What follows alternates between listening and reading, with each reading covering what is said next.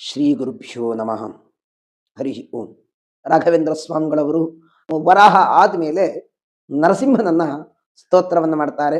ರಾಮನನ್ನ ತಾವು ತೊಟ್ಲಲ್ಲಿ ಹಾಕಿದ್ದಾರೆ. ಆ ರಾಮ ನರಸಿಂಹನಾಗಿ ಕಂಡ.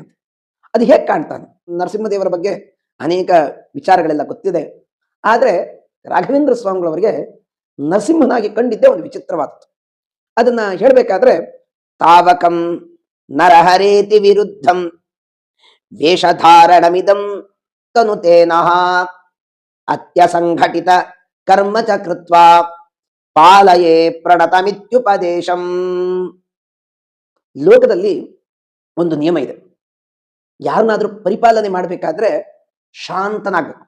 ಅಂತೂ ಯಾವ್ದಾದ್ರೂ ಒಂದು ಜಡ್ಜ್ಮೆಂಟ್ ಕೊಡಬೇಕಾದ್ರೂ ಶಾಂತ ಮನಸ್ಕನಾಗಿ ಅವನು ಎಲ್ಲವನ್ನು ಆಲಿಸ್ಕೊಂಡು ತಮ್ಮ ಮಾತುಗಳನ್ನು ಹೇಳಬೇಕು.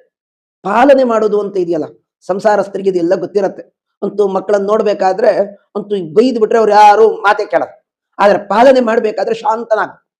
ಆದ್ರೆ ಸಂಹಾರ ಮಾಡ್ಬೇಕಾದ್ರೆ ಘೋರ ರೂಪವನ್ನ ತಾಳುವ ಕ್ರಮ ಇದೆ. ಇದು ಲೋಕದಲ್ಲಿರತಕ್ಕಂತಹ ಒಂದು ನಿಯಮ. ನೀನು ಹಿರಣ್ಯಕಶಿಪುವನ್ನು ಸಂಹಾರ ಮಾಡಬೇಕಾದ್ರೆ ಭಯಂಕರವಾದ ರೂಪವನ್ನ ತಾಳದೆ. ಸತ್ಯಂ ವಿಧಾತುಂ ನಿಜಭೃತ್ಯ ಭಾಷಿತಂ ವ್ಯಾಪ್ತಿಂಚ ಭೂತೇಶ್ವ ಕಿಲೇಶು ಚಾತ್ಮನಃ ಅದೃಶ್ಯತ ಅತ್ಯದ್ಭುತ ರೂಪ ಮುದ್ವಹನ್ ಸ್ತಂಭೆ ಸಭಾಯಾಂ ನಮೃಗಂ ನ ಮಾನುಷ. ಆದ್ರೆ ಹಿರಣ್ಯಕಶಿಪುವನ್ನು ಸಂಹಾರ ಮಾಡಬೇಕಾದ್ರೆ ನೀನು ಭಯಂಕರವಾದಂತಹ ರೂಪವನ್ನ ಕಂಡಿ. ಯಾಕೆಂದ್ರೆ ಸಂಹಾರಕ್ಕಾಗಿ ಘೋರ ರೂಪ ಕಾಣಬೇಕಾದದ್ದು ಕರ್ತವ್ಯ. ಆದ್ರೆ ಪಾಲನೆ, ಪ್ರಹ್ಲಾದರಾಜನನ್ನ ಪಾಲನೆ ಮಾಡಬೇಕಾದದ್ದು ನಿನ್ನ ಅದ್ಭುತವಾದ ಕರ್ತವ್ಯ. ಪ್ರಹ್ಲಾದರಾಜರನ್ನ ಪಾಲನೆ ಮಾಡಬೇಕಾದ್ರೆ ನೀನು ಘೋರ ರೂಪವನ್ನು ಯಾಕೆ ಕಂಡಿ? ನೀನು ಶಾಂತ ರೂಪ ಆಗಬೇಕಾಗಿತ್ತು. ಆದ್ರೆ ಅವನಿಗೂ ಕೂಡ ನೀನು ಘೋರವಾದ ರೂಪವನ್ನು ಕಂಡಿ. ಇದು ವಿಚಿತ್ರ ಅನ್ಸತ್ತೆ. ಲೋಕದಲ್ಲಿ ಪಾಲನೆ ಮಾಡಬೇಕಾದ್ರೆ ಶಾಂತ ರೂಪ, ತಾನು ಸಂಹಾರ ಮಾಡಬೇಕಾದ್ರೆ ಭಯಂಕರವಾದ ಘೋರ ರೂಪ. ಅದು ಹೇಗಿದೆ ಅಂತಂದ್ರೆ, ಸಿಂಹನ ಕಂಡ್ರೆ ಮಾನವರಿಗೆ ಆಗಲ್ಲ, ಮಾನವರಿಗೆ ಸಿಂಹ ಅಂದ್ರೆ ಆಗಲ್ಲ. ನೀನು ನರಸಿಂಹ. ಎರಡು ಪರಸ್ಪರ ವಿರುದ್ಧವಾದ ಧರ್ಮಗಳು. ಅಂತೂ ಪರಸ್ಪರ ವಿರುದ್ಧವಾದ ಧರ್ಮಗಳನ್ನ ಒಂದ್ ಕಡೆ ಸಂಗ್ರಹ ಮಾಡತಕ್ಕಂತ ಕ್ರಮ ಅದು ನಿನ್ನಲ್ಲಿ ಮಾತ್ರ ಇದೆ. ಪಾಲನೆಯ ಶಕ್ತಿಯೂ ನಿನ್ನಲ್ಲಿದೆ, ಸಂಹಾರಕ ಶಕ್ತಿಯೂ ಇದೆ. ಅಷ್ಟೇ ಅಲ್ಲ, ಈ ನರಸಿಂಹ ಅಂತಂದ್ರೆ, ನರ ಅಂತಂದ್ರೆ ಮನುಷ್ಯರು, ಸಕಲ ಪ್ರಾಣಿ ಜಂತುಗಳು, ಅವರನ್ನ ಸಹತೆ ಇತಿ ಸಿಂಹ, ಅವರ ಎಲ್ಲ ತಪ್ಪುಗಳನ್ನ ಸಹನೆ ಮಾಡ್ತಿ. ಆದ್ರಿಂದಲೇನೆ ನಿಮ್ಗೆ ನರಸಿಂಹ ಅಂತ ಕರೀತಾರೆ. ಇಂತಹ ಅದ್ಭುತವಾದ ವ್ಯಕ್ತಿತ್ವ ಪರಮಾತ್ಮ ನಿಂದು.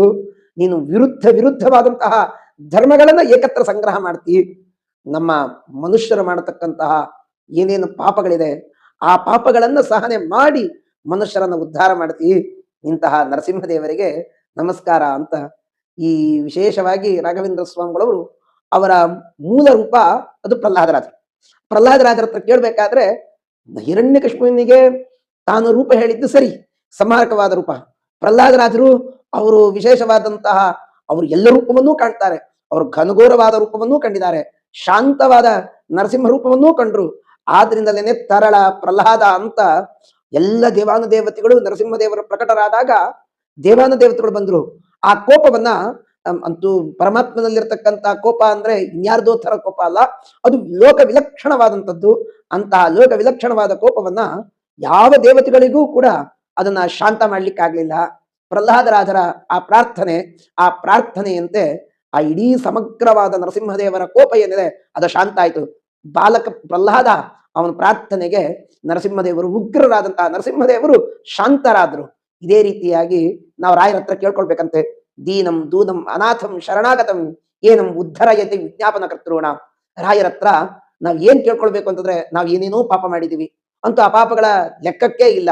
ಎಣಿಸ್ಲಿಕ್ಕೆ ಹೋಗ್ತೀವಿ ಅಂದ್ರೆ ಎಣಿಸ್ಲಿಕ್ಕೂ ಆಗಲ್ಲ. ಅಂತೂ ಸಂಸಾರದ ಸಾಗರದಲ್ಲಿ ನಾವೆಲ್ಲ ಬಿದ್ದಿದ್ದೀವಿ. ನನ್ನ ಹಿಂದಿನ ಜನ್ಮದ್ದು ಈ ಜನ್ಮದ್ದು ಎಲ್ಲ ಕರ್ಮಗಳು ಸೇರ್ಕೊಂಡು ಈ ಸಂಸಾರ ಸಾಗರದಲ್ಲಿ ನಾವು ಅಲ್ಲಲ್ಲಿ ಓಡಾಡ್ಕೊಂಡಿದ್ದೀವಿ. ನಮಗೆ ಯಾವುದು ಏನು ಮಾಡಬೇಕು ಅಂತನೂ ಗೊತ್ತಾಗ್ತಾ ಇಲ್ಲ. ಆದ್ರೆ ರಾಯರ ಹತ್ರ ಕೇಳ್ಕೊಳ್ಬೇಕಂತೆ. ನಮ್ಮ ಪೂರ್ವ ಕರ್ಮಗಳಿಂದ ಈ ಸಂಸಾರದಲ್ಲಿ ಬಂದು ಹೋಗ್ತಾ ಇದ್ದೀವಿ, ಆಗ್ತಾ ಇದೆ. ಆದ್ರೆ ರಾಘವೇಂದ್ರ ಸ್ವಾಮಿಗಳವರೇ, ನೀವು ನಿಮ್ಮ ಕೈಗಳನ್ನ ನನ್ನ ತಲೆ ಮೇಲಿಟ್ಟು, ನಿಮ್ಮ ಕೈಗಳನ್ನ ನನ್ನ ಕೈ ಕೊಟ್ಟು ನನ್ನನ್ನು ನಡೆಸ್ರಿ ಅಂತ ಪ್ರಾರ್ಥನೆ ಮಾಡ್ಬೇಕು. ರಾಘವೇಂದ್ರ ಸ್ವಾಮಿಗಳವರು ಅವರು ರಾಮದೇವರ ಹತ್ರ ಕೇಳಬೇಕಾದ್ರೆ ಆ ರಾಮ ನರಸಿಂಹನ ಹಾಕಂಡ. ಆ ನರಸಿಂಹನನ್ನು ಸ್ತೋತ್ರ ಮಾಡ್ಬೇಕಾದ್ರೆ ವಿರುದ್ಧವಾದಂತಹ ಕರ್ಮಗಳನ್ನ ಒಟ್ಟಿಗೆ ಮಾಡತಕ್ಕಂಥವನು ನರಸಿಂಹ. ಈ ಅಭಿಪ್ರಾಯದಲ್ಲೇನೆ ತಾರಣೆ ದುರಿತ ನೀರ ನಿತಾವಕಂ ನರಹತೇತಿ ವಿರುದ್ಧಂ ವೇಷಧಾರಣಮಿದಂ ತನುತೇನಃ ಅತ್ಯ ಸಂಘಟಿತ ಕರ್ಮ ಚಕೃತ್ವಾ ಪಾಲಯೇ ಪ್ರಣತಮಿತ್ಯುಪದೇಶಂ. ಮತ್ತು ವಿಶಿಷ್ಟವಾದಂತಹ ರೀತಿಯಲ್ಲಿ ನಿನ್ನ ರೂಪವನ್ನ ಧಾರಣೆ ಮಾಡಿದಿ ಅಂತಹ ನರಸಿಂಹದೇವರಿಗೆ ನಮಸ್ಕಾರಗಳು ನಮಸ್ಕಾರಗಳು ಅಂತ ರಾಘವೇಂದ್ರ ಸ್ವಾಮಿಗಳವರು ಆ ನರಸಿಂಹನನ್ನ ಸ್ತೋತ್ರವನ್ನ ಮಾಡ್ತಾ ತಮ್ಮ ಅದ್ಭುತವಾದಂತಹ ರೂಪ ಪ್ರಹ್ಲಾದರಾಜರಿಗೆ ಒಂದ್ ಕಡೆ ಒಂದ್ ಮಾತು ಹೇಳ್ತಾರೆ. ನರಸಿಂಹದೇವರು ಯಾಕೆ ಪ್ರಕಟರಾದ್ರು ಅಂತಂದ್ರೆ ಪ್ರಹ್ಲಾದ ಶೋಕ ವಿನಿಮೋಚನ ದೇವಜಾತ. ಬೇರೆ ಮತ್ಸ್ಯಕ್ಕಾದ್ರೆ ಒಂದು ಕಾರಣ ಇತ್ತು, ಉದ್ಧಾರ ಮಾಡ್ಬೇಕು, ಸತ್ಯವ್ರತ ರಾಜನನ್ನು ಉದ್ಧಾರ ಮಾಡ್ಬೇಕಾಗಿತ್ತು, ಮತ್ಸ್ಯನಾಗಿ ಬಂದ. ಕೂರ್ಮ ದೇವತೆಗಳಿಗೆ ಅಮೃತಪಾನ ಮಾಡಿಸ್ಬೇಕಾಗಿತ್ತು, ಮಂದರ ಪರ್ವತವನ್ನ ರಕ್ಷಣೆಗಾಗಿ ಬಂದ. ವರಾಹರೂಪಿ ಪರಮಾತ್ಮ ಹಿರಣ್ಯಾಕ್ಷನನ್ನ ಸಂಹಾರ ಮಾಡಿ ಭೂಮಿಯನ್ನ ಮೇಲಿಡಬೇಕಾಗಿತ್ತು, ಆದ್ರಿಂದಾಗಿ ವರಾಹ ರೂಪವನ್ನ ಧಾರಣೆ ಮಾಡದ. ಆದ್ರೆ ನರಸಿಂಹ ಮಾತ್ರ ಪ್ರಹ್ಲಾದ ಶೋಕ ವಿನಿಮೋಚನ ದೇವಜಾತ. ಪ್ರಹ್ಲಾದರಾಜರ ಅದ್ಭುತವಾದಂತಹ ಒಂದು ಶೋಕ. ಇವತ್ತು ಏನು ಶೋಕ ಅಂತಂದ್ರೆ ಏನು ನಡೀತಾ ಇದೆ ಜಗತ್ತಿನಲ್ಲಿ ಯಾವುದೂ ಗೊತ್ತಿಲ್ಲ. ಎಲ್ಲವೂ ಕೂಡ ಆಂಗ್ಲ ಮಾಧ್ಯಮದಲ್ಲಿ ಪಾಶ್ಚಾತ್ಯರ ಸಂಸ್ಕೃತಿಗೆ ಹೊರಗಾಗ್ತಿದೀವಿ. ಅದನ್ನ ಆಗಬಾರ್ದು. ಪ್ರಹ್ಲಾದರಾಜರದ್ದು ದೊಡ್ಡ ಸಂಕಲ್ಪ ಏನಿತ್ತು ಅಂತಂದ್ರೆ ವಿಶೇಷವಾಗಿ ನಾಸ್ತಿಕರಾಗಿ ಜಗತ್ತಿನಲ್ಲಿ ಬೆಳಿಬಾರ್ದು, ಆಸ್ತಿಕರಾಗಬೇಕು. ಆಸ್ತಿಕತೆ ವಿಶಿಷ್ಟವಾದಂತಹ ರೀತಿಯಲ್ಲಿ ನಡಿಬೇಕು. ಪ್ರಹ್ಲಾದರಾಜರ ಶೋಕದೇ ಅದು. ಚಂಡಾಮರ್ಕರ ಶಾಲೆಯಲ್ಲಿ ಓದ್ರು, ಆದ್ರೂ ಕೂಡ ಅವ್ರು ಹೇಳಿದ್ದೇನು ಅಂತಂದ್ರೆ ದೇವರಿದ್ದಾನೆ, ದೇವರು ಸತ್ಯ, ಅವನ ಅದ್ಭುತವಾದಂತಹ ಗುಣಪರಿಪೂರ್ಣ, ಅವನೇ ನಿರ್ದೋಷಿ ಅಂತ ಸಾಬೀತು ಮಾಡಿದವರು ಅದು ಪ್ರಹ್ಲಾದರಾಜ. ಅವರು ಓದಿದ್ದು ಚಂಡಾಮರ್ಕರ ಶಾಲೆಯಲ್ಲಾಗಿದ್ರು ಕೂಡ ಅವರು ಅದ್ಭುತವಾದಂತಹ ರೀತಿಯಲ್ಲಿ ಜಗತ್ತಿಗೆ ಉಪದೇಶವನ್ನು ಮಾಡಿದವರು. ಪ್ರಹ್ಲಾದರಾಜರ ಶೋಕನೇ ಇದು. ಆಸ್ತಿಕ ಜಗತ್ತು ಆಸ್ತಿಕವಾಗಿ ಪರಿಣಾಮ ಆಗಬೇಕು, ಪರಿವರ್ತನೆ ಆಗಬೇಕು. ಇಂತಹ ಪರಿವರ್ತನೆಯನ್ನ ಕೊಂಡು ಪರಿವರ್ತನೆಯನ್ನ ಮಾಡಿದವರು ಅದು ಪ್ರಹ್ಲಾದರಾಜರು. ಈ ಶೋಕವನ್ನ ಪರಿಹಾರ ಮಾಡೋ ಸಲುವಾಗೇನೆ ಆ ನರಸಿಂಹದೇವರು ಪ್ರಕಟರಾದರು. ಇದು ಒಂದು ವಿಚಿತ್ರವಾದದ್ದು, ಲೋಕ ವಿಚಿತ್ರವಾದದ್ದು.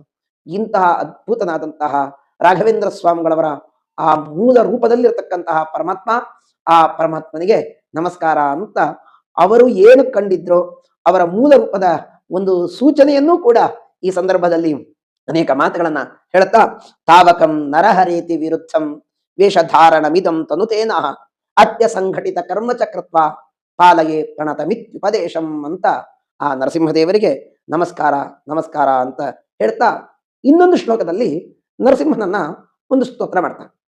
ಇಲ್ಲಿ ದಶಾವತಾರ ಸ್ತವನದಲ್ಲಿ ಕೃಷ್ಣನ ತನಕ ಮಾತ್ರ ಸ್ತೋತ್ರ.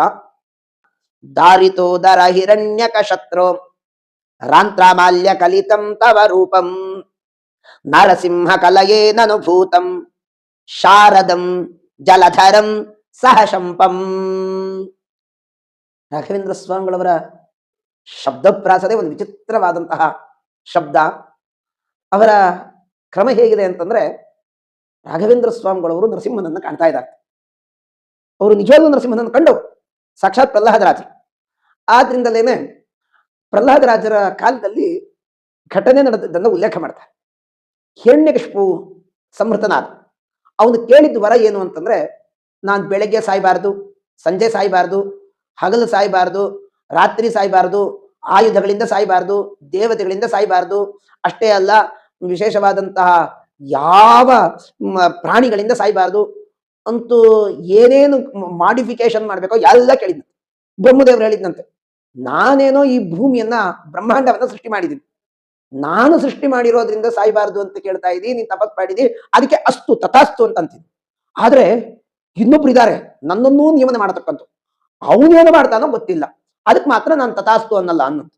ಅಲ್ಲ, ನೀನ್ ಹೇಳಿದ್ದೇ ಸಾಕು, ಯಾಕೆಂದ್ರೆ ನೀನೇ ಬ್ರಹ್ಮಾಂಡವನ್ನ ಸೃಷ್ಟಿ ಮಾಡಿದವನು, ನಿನ್ನ ಸೃಷ್ಟಿ ಅದ್ಭುತವಾದಂತಹ ಸೃಷ್ಟಿ, ಅದನ್ನೇ ಪೂರ್ಣವಾಗಿ ನಾವು ತಿಳಿಲಿಕ್ಕೆ ಸಾಧ್ಯ ಇಲ್ಲ. ಅದರಿಂದ ಸಾಯದೆ ಇದ್ರೆ ನಾನು ಅಜೇಯ ಅಮರ, ನಾನೇ ಎಲ್ಲ ಇಡೀ ಜಗತ್ತಿನ ಸರ್ವಸ್ವ ಅಂತ ಅನ್ಕೊಂಡವನು ಹಿರಣ್ಯಕಶಿಪು. ಆಯ್ತು ಅಂತ ಬ್ರಹ್ಮದೇವರು ಕೂಡ ಅಸ್ತು ಅಂತಂದಿದ್ದಾರೆ. ಈ ಸಂದರ್ಭದಲ್ಲಿ ರಾಘವೇಂದ್ರ ಸ್ವಾಮಿಗಳವರು ಆ ನರಸಿಂಹನನ್ನ ಸ್ತೋತ್ರ ಮಾಡ್ಬೇಕಾದ್ರೆ ಪ್ರಹ್ಲಾದರಾಜರ ಮಾತಿಗೆ ಹೋಗೊಟ್ಟು ನರಸಿಂಹದೇವರು ಪ್ರಕಟರಾದ. ಆ ನರಸಿಂಹದೇವರು ಹೇಗ್ ಬಂದ್ರು ಅಂತಂದ್ರೆ, ಹಿರಣ್ಯಕಶಿಪು ಪ್ರಹ್ಲಾದರಾಜರ ಹತ್ರ ಕೇಳ್ತಾರೆ, ಚಂಡಾಮರ್ಕರ ಶಾಲೆಯಲ್ಲಿ ನೀನ್ ಏನ್ ಕಲ್ತೀಯ? ಒಂದು ಸಲ ಹೇಳಿದಂತೆ, ಇದು ಯಾಕೆ ಮನೆ ಅನ್ಸ್ತಾ ಇದೆ, ಈ ಮನೆ ಬಿಟ್ಟು ಕಾಡಿಗೆ ಹೋಗಿ ನಾನು ವಿಚಿತ್ರವಾದ ತಪಸ್ ಮಾಡಬೇಕಾಗಿದೆ ಅಂತ. ಅವಾಗ ಚಂಡಾಮರ್ಕರ ಶಾಲೆಗೆ ಇಲ್ಲಿರತಕ್ಕಂತಹ ಟೀಚರ್ಗಳಿಗೆ ಒಂದೆಲ್ಲ ಪ್ರಿನ್ಸಿಪಾಲ್ರಿಗೆ ಒಂದು ಕ್ಲಾಸ್ ತಗೊಂಡಂತ. ಯಾರು? ಹಿರಣ್ಯಕಶಿಪು. ನೀವು ನನ್ನ ಮಗಂಗೆ ಪಾಠ ಹೇಳ್ಕೊಡ್ತಿದ್ದೀರೋ ಅಥವಾ ಇನ್ನೇನಾದ್ರೂ ಹೇಳ್ಕೊಡ್ತಿದ್ದೀರೋ? ಇಲ್ಲ ಇಲ್ಲ, ಅವನು ನಾವು ಪಾಠನೇ ಹೇಳ್ತಾ ಇದೀವಿ, ನಮ್ ಪಾಠ ಬಿಟ್ಟು ಬೇರೆದನ್ನೇ ಓದ್ತಿದ್ದಾನೆ ಅಂತ. ಇವತ್ತು ಸ್ಕೂಲ್ಗಳಲ್ಲೆಲ್ಲ ಇರತ್ತೆ ನೋಡಿ. ಅಂತೂ ಸ್ಕೂಲ್ ಪಾಠ ಹೋದ್ರೆ ಅವ್ನು ಬುದ್ಧಿವಂತ, ಅಂತೂ ಹೊರಗಿನ ಆಕ್ಟಿವಿಟೀಸ್ ಬೇಡ ಅಂತಂದ್ರೆ ಅವ್ನು ದಡ್ಡ, ಬರೀ ನಿಮ್ ಮಗ ಹೊರಗಿನ ಆಕ್ಟಿವಿಟೀಸ್ ಅಲ್ಲಿ ಇರ್ತಾನೆ ಅಂತ. ಅವು ಚಂಡಾಮರ್ಕರ ಶಾಲೆಯಲ್ಲಿ ಇರ್ತಕ್ಕಂಥವ್ರೆಲ್ಲ ಹೇಳಿದ್ರಂತೆ, ನಿಮ್ ಮಗಂದು ವಿಚಿತ್ರವಾದಂತಹ ಹೊರಗಿನ ಆಕ್ಟಿವಿಟೀಸೇ ಜಾಸ್ತಿ ಆಯ್ತು, ಅದರಿಂದ ಇವ್ನು ಪಾಠ ಕಲ್ತಿರೋದು, ನಮ್ ಪಾಠ ಸರಿಯಾಗೇ ಹೇಳ್ಕೊಟ್ಟಿದೀವಿ ಅಂತ. ನೀನೇ ಸರ್ವೋತ್ತಮ, ನಿಮ್ಮಪ್ಪನೇನೆ ರಾಜ, ನಿಮ್ಮಪ್ಪನೇ ದೇವರು ಅಂತಾನೆ ನಾವ್ ಹೇಳ್ಕೊಟ್ಟಿದೀವಿ, ಆದ್ರೆ ಕಲ್ತೇ ಇರೋದು ಪ್ರಹ್ಲಾದ ರಾಜರದ್ದು ಅಂತ. ಇಷ್ಟೆಲ್ಲ ಹೇಳಿದ ಮೇಲೆ ನಿಮಗೆ ನಮ್ಮ ಮುಂದಿನ ಇದರಲ್ಲಿ ನಮ್ ಗುರುಗಳು ಬರ್ತಾರೆ, ಅವ್ರು ಒಳ್ಳೆ ಪಾಠ ಹೇಳ್ತಾರೆ, ಅವ್ರತ್ತ ಕಲಿಸ್ತೀವಿ ಅಂತ ಅವರು ಹೇಳ್ಕೊಟ್ರಂತೆ. ಒಂದ್ಸಲ ಪುನಃ ಮನೆಗೆ ಬಂದಾಗ ಏನು ನೀನ್ ಏನ್ ಕಲ್ತಿದೀಯ ಅಂತ ಕಂದಾಗ ಕೊನೆಗೆ ಹೇಳದಂತೆ, ಪರಮಾತ್ಮನನ್ನು ಕುರಿತು ತಪಸ್ ಮಾಡ್ಬೇಕು, ಶ್ರವಣ ಮಾಡ್ಬೇಕು, ಮನನ ಮಾಡ್ಬೇಕು, ನಿಧಿಧ್ಯಾಸನ ಮಾಡ್ಬೇಕು ಅನ್ಸ್ತಾ ಇದೆ. ಆತ್ಮ ವಾರೆ ದ್ರಷ್ಟವ್ಯ ಶೋಧವ್ಯ ಮಂತವ್ಯ ನಿಧಿಧ್ಯಾಸಿತವ್ಯಶ್ಚ. ಆತ್ಮ ಅಂತಂದ್ರೆ ಪರಮಾತ್ಮ, ಪರಮಾತ್ಮನನ್ನು ಕುರಿತು ಶ್ರವಣ ಮಾಡ್ಬೇಕು ಅನ್ಸ್ತಾ ಇದೆ, ಮನನ ಮಾಡ್ಬೇಕು ಅನ್ಸ್ತಾ ಇದೆ, ಅವನನ್ನು ಕುರಿತು ಧ್ಯಾನ ಮಾಡ್ಬೇಕು ಅನ್ಸ್ತಾ ಇದೆ. ಇಂತಹ ಅದ್ಭುತವಾದ ಮಾತುಗಳನ್ನು ಹೇಳಿದ ತಕ್ಷಣ ಹಿರಣ್ಯಕಶಿಪಿಗೆ ಇನ್ನೊಂದಿಷ್ಟು ಸಿಟ್ಟು ಬಂತಂತೆ. ನಿಮ್ಗೆಲ್ಲ ಮುಂದಿನ ಸಲದಿಂದ ಸಂಬಳ ಕಟ್ ಮಾಡ್ಬಿಡ್ತೀನಿ, ನನ್ ಬಗ್ಗೆ ಹೇಳ್ಕೊಳ್ಳಿಲ್ಲ ಅಂತ. ಅವಾಗಿಲ್ಲ, ಸರಿಯಾಗಿ ಪಾಠ ಮಾಡ್ತೀನಿ. ಆ ಕಾಲದಲ್ಲಿ ಚಂಡಾಮರ್ಕರ ಮಕ್ಕಳನ್ನೆಲ್ಲ ಸಂಜೆ ಕಾಲದಲ್ಲಿ ಆಟೋ ಬಿಡಿಸಿ ತಾನು ಪರಮಾತ್ಮನ ಬಗ್ಗೆ ಅನೇಕ ವಿಚಾರಗಳನ್ನ ಹೇಳಿದಂತೆ. ಪರಮಾತ್ಮ ಅಂದ್ರೆ ಏನು, ಆ ಪರಮಾತ್ಮನ ಗುಣಚಿಂತನೆ ಹೇಗೆ ಮಾಡಬೇಕು, ಅವನನ್ನು ಕಂಡ್ರೆ ಅವನನ್ನು ವರ್ಣನೆ ಮಾಡಿದ್ರೆ ನಮ್ಗೆ ಎಷ್ಟು ಲಾಭ ಇದೆ ಇತ್ಯಾದಿ ವಿಚಾರಗಳನ್ನ ಹೇಳಿದ ತಕ್ಷಣ ಚಂಡಾಮರ್ಕರೆಲ್ಲ ನಾಸ್ತಿಕರೆಲ್ಲ ಹೇಳಿದ್ರಂತೆ, ಏನಿಲ್ಲ, ನಾಳೆಯಿಂದ ನಾವು ಆಟ ಆಡೋದು ಬಿಟ್ಬಿಡ್ತೀವಿ, ನಿಂದೇ ಪ್ರವಚನ ಕೇಳ್ತಾ ಇರ್ತೀವಿ. ಯಾಕಂದ್ರೆ ನಿನ್ ಪ್ರವಚನ ಹೇಳ್ತಾ ಇದ್ರೆ ತವ ಕಥಾಮೃತಂ ತಪ್ತ ಜೀವನಂ ಕವಿ ಭಿರೀಡಿತಂ ಕಲ್ಮಶಾಪಹಂ. ನೀನು ವಿಶೇಷವಾದಂತಹ ರೀತಿಯಲ್ಲಿ ಆ ಪರಮಾತ್ಮನ ಗುಣ ಸಂಕೀರ್ತನೆಯನ್ನ ಮಾಡ್ತಾ ಇದ್ದೀವಿ, ನಾನು ಇದನ್ನೇ ಕೇಳ್ತಾ ಇರ್ತೀವಿ. ಕೊನೆಗೆ ಚಂಡಾಮರ್ಕರೆಲ್ಲ ಪಾಠಶಾಲೆಯಲ್ಲಿ ಓದಿರ್ತಕ್ಕಂಥ ಎಲ್ಲ ಮಕ್ಕಳೆಲ್ಲ ಪರಿವರ್ತನೆ ಆಗ್ಲಿಕ್ಕೆ ಹೋಯ್ತಂತೆ. ಅಂತೂ ಅವಾಗೆಲ್ಲ ಸ್ಕೂಲ್ ಟೀಚರ್ಗಳೆಲ್ಲ ಬಂದು ಹೇಳಿದ್ರಂತೆ, ಗುರುಕುಲವಾಸದ ಅಧ್ಯಾಪಕರೆಲ್ಲ, ಅಂತೂ ನಿಮ್ ಮಗನ್ ಮಾತ್ರ ಯಾವ ಕಾರಣಕ್ಕೂ ತಿದ್ಲಿಕ್ಕೆ ಆಗ್ತಾ ಇಲ್ಲ, ನೀವೇ ಏನಾದ್ರೂ ಮಾಡ್ಕೊಳ್ಳಿ, ನಿಮ್ ಮಗನ್ ನಿಮ್ಮ ಹತ್ರನೇ ಇಟ್ಕೊಳ್ರಿ. ಇಷ್ಟೆಲ್ಲ ಹೇಳಿದ ಮೇಲೆ ಹಿರಣ್ಯಕಶಿಪನಿಗೆ ಸಿಟ್ಟು ಬಂತು. ನೀನು ದೇವರು ದೇವರು ದೇವರು ಅಂತಿದೆಯಲ್ಲ, ಆ ಪರಮಾತ್ಮ ನನ್ನ ವೈರಿ ಆದಂತವನು, ಅವನ್ ಎಲ್ಲಿದ್ದಾನೆ ಹೇಳು, ಅವನ್ ಎಲ್ಲಾ ಕಡೆ ಇದ್ದಾನೆ, ಎಲ್ಲಿದ್ದಾನೆ ಹೇಳು. ಈ ಗದೆಯಲ್ಲಿದ್ದಾನ ಅಂತ ಕೇಳ, ಗದೆಯಲ್ಲೂ ಇದ್ದಾನೆ, ನಿನ್ನಲ್ಲಿದ್ದಾನ, ನನ್ನಲ್ಲೂ ಇದ್ದಾನೆ, ನಿನ್ನಲ್ಲಿದ್ದಾನ, ನಿನ್ನಲ್ಲಿದ್ದಾನೆ, ಎಲ್ಲ ಕಡೆ ವ್ಯಾಪ್ತವಾದದ್ದು. ಅವಾಗ ಹಿರಣ್ಯಕಶಿಪು ಆಲೋಚನೆ ಮಾಡಿ ಕೇಳ್ತಾನೆ, ಈ ಕಂಬದಲ್ಲಿದ್ದಾನ ಅಂತ ಕೇಳ್ತಾನೆ. ಖಂಡಿತವಾಗ್ಲೂ ಇದ್ದಾನೆ. ಆ ಭಯಂಕರವಾದಂತಹ ಆ ಕಂಬವನ್ನ ಹೊಡಿತಾನೆ. ಆ ಹೊಡೆದಾಗ ನರಸಿಂಹದೇವರು ಪ್ರಕಟರಾದ್ರು. ಆ ಪ್ರಕಟರಾದಾಗ ವಿಚಿತ್ರವಾದಂತಹ ರೂಪವನ್ನ ಆ ಹಿರಣ್ಯಕಶಿಪು ನೋಡ್ದ. ಅದು ಸಂಜೆ ಕಾಲ ಆಗಿತ್ತು.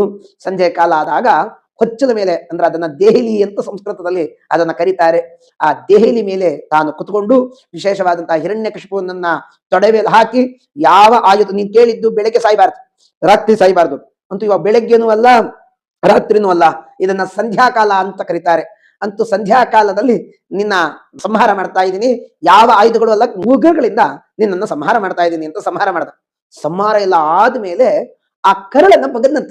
ಅಂತೂ ಇವತ್ತೇನು ಕರಳು ಅಂತ, ಕರಳನ್ ಕುಡಿ ಅಂತ ಏನ್ ಕರಿತೀವಿ, ಆ ಅಪ್ಯಾಯಮಾನವಾದದ್ದು, ಅದನ್ನ ಬಗದ್ನಂತ. ಅದು ಬಗದ ಮೇಲೆ ಅದನ್ನ ಒಂದು ಮಾಲೆ ಮಾಡ್ಕೊಂಡು ಹಾಕೊಂಡ ನರಸಿಂಹದೇವರು. ಆ ಮಾಲೆ ಮಾಡ್ಕೊಂಡು ಹಾಕೊಂಡ.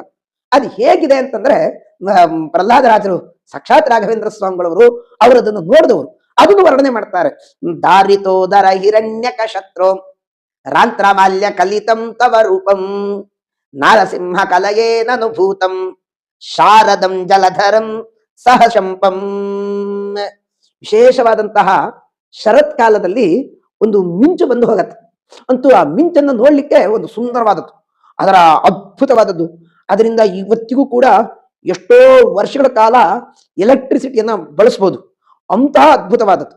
ಈ ಹಿರಣ್ಯಕಶಿಪುವಿನ ಕರುಳನ್ನ ಬಗದ ಮೇಲೆ ಅದನ್ನ ನೀನು ಮಾಲೆ ಮಾಡ್ಕೊಂಡು, ಆ ಮಾಲೆ ಹೇಗಿದೆ ಅಂತಂದ್ರೆ ಶರತ್ಕಾಲದಲ್ಲಿರ್ತಕ್ಕಂತಹ ಮಿಂಚು, ಆ ಮಿಂಚಿನ ಮಾಲೆ ಹಾಕೊಂಡ್ರೆ ಹೇಗಾಗತ್ತೆ ಹಾಗಾಯ್ತು ಅಂತ. ಇಂತಹ ರೂಪವನ್ನ ಕಂಡು, ಅದು ವಿಚಿತ್ರವಾದಂತ ಒಂದು ಮೈಯೆಲ್ಲ ಕೇಸರ ಇದೆ, ಆ ರೂಪ ಕಾಣ್ತಾ ಇದೆ, ಭುಜದಿಂದ ಹಿಡ್ಕೊಂಡದು ಆ ವಿಶೇಷವಾದಂತಹ ನರಸಿಂಹ, ಆ ನರನ ರೂಪ.